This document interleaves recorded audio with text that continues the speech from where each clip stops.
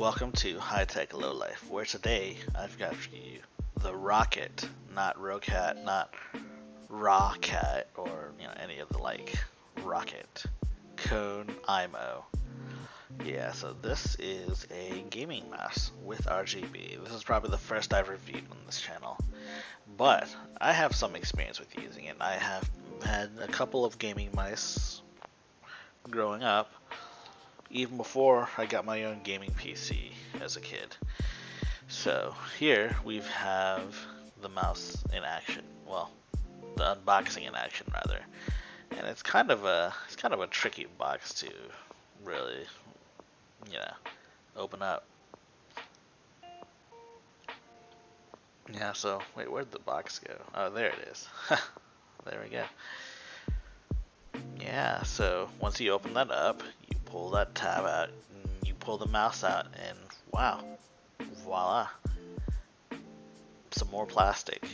But this time, it has the mouse, and it has the cables like wrapped around it too. So look at that. I think this mouse looks pretty good, even without the RGB on. So yeah, I'm just testing out the buttons. There's a lot of stickiness on the bottom, which we do get rid of, but unfortunately I didn't really record that part. So I mean, there's an instruction manual, and I don't believe there's much else. There's another just piece of cardboard to keep it from being extremely flimsy. And let's dive right into it. I think the first thing that really stands out to people when they really look at this mouse is just how big it is.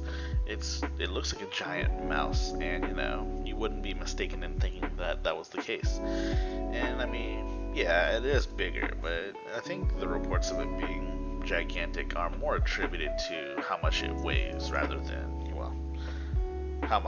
how big it is, how much volume it takes up on your hand.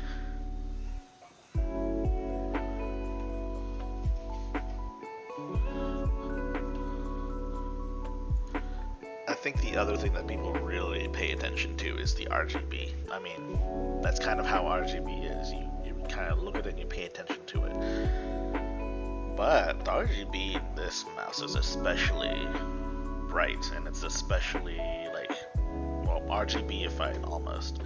It's quite distinct, and it looks really good. Like, you have to see it in person to really believe it. So on the topic of RGB, let's talk about Roccat's AIMO system. So upon scouring the internet, I found that AIMO isn't an acronym, and I'm not really sure what it means. So consider it a failure to research. Having said that, though, the AIMO system seems more like a reactive sort of RGB. It reacts when I press the buttons, when I press any of the buttons, any of the thumb buttons, any of the main buttons, the scroll wheel. It really depends on where you press it, and if you press it somewhere near the vicinity of a certain light, that light will react. So, having said that though, it's difficult to ascertain what the AIMO system is or what it does without having the rest of Roccat's gear. You need to have their keyboard and also maybe their headphones, which I have neither of. So unfortunately, it'll be inconclusive. Unfortunately, the review on the AIMO system as a whole will be quite inconclusive. That said, the RGB by itself is really good. The lights are really vibrant, and it's pretty customizable. It's not insanely customizable, but you can set 5 different lighting points on here. There's the left lights, and then there's the left border lights, which are like more towards the middle of the mouse. There's the wheel, and then there's the right light and the right border right mouse light thing. I don't know. So there's 5 lighting zones in which you can customize, and it's pretty cool. And just wish that they had some sort of auditory reaction mode, like it reacts to your sounds or your music in games and stuff like that. I wish it had that, but I mean, who am I to judge, right? So aside from RGB, this mouse features real Omron switches, 3 thumb buttons for your right-handed thumb users, sorry, left-handed users, 2 DPI buttons, and their owl eye sensor, which goes up to 16,000 DPI. So let's first talk about their switches. Their switches feel quite nice and they're quite satisfying to press. And yeah, that applies to basically every button on this list. Every button that the mouse has. Aside from maybe the scroll wheel button, which just feels really normal. Here's a sound test for your basic mouse buttons though.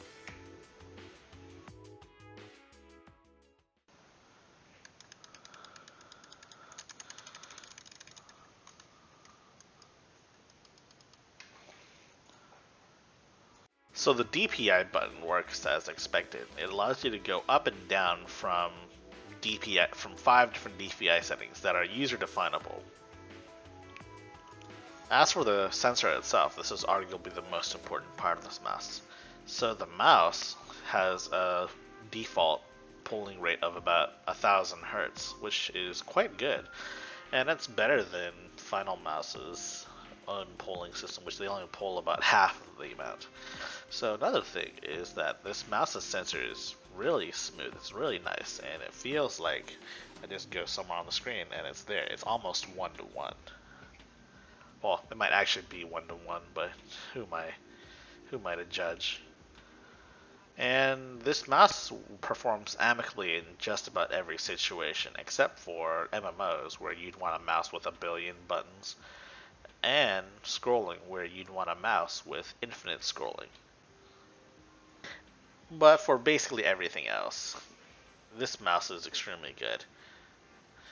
Just for mousing functionality, it's really good. You can do basically anything. You can play FPS games on it. Having said that, though, I think a lot of people prefer lighter mice for games like FPS games and like CS:GO and stuff. But I mean, it really depends on the user. A lot of people really like heavier mice. I mean, that's why they keep making them, because they like them. I like them. And this mouse's shape is it suits my hand pretty well. And it's all about the shape, honestly. I mean, a lot of YouTubers will tell you that's all about the shape, but you guys seem to underestimate just how much of a difference the right shape makes. As for the software allows you to define your DPI. It allows you to toggle all sorts of settings that I'm honestly not really familiar with. And it's difficult to say, but I mean, I'm not really sure you need the software for anything besides RGB.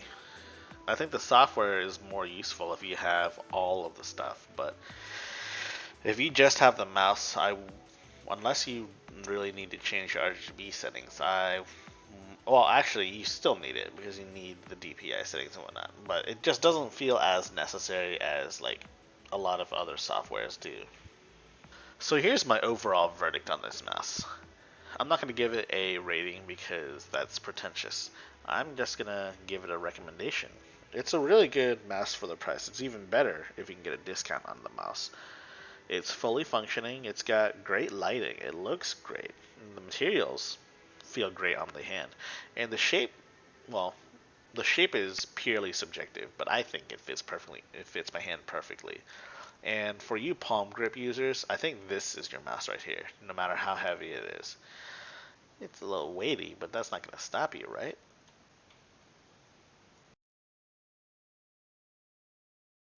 Thank you for watching this video. This is the first mouse video I've ever put out because I haven't really had the opportunity to review very many mice.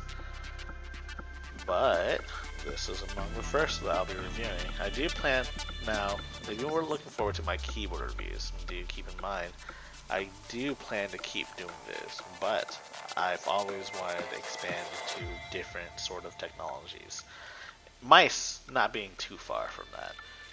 And so, like and subscribe, and stay safe, y'all. Oh yeah, and don't forget to smash that bell icon. I really need it.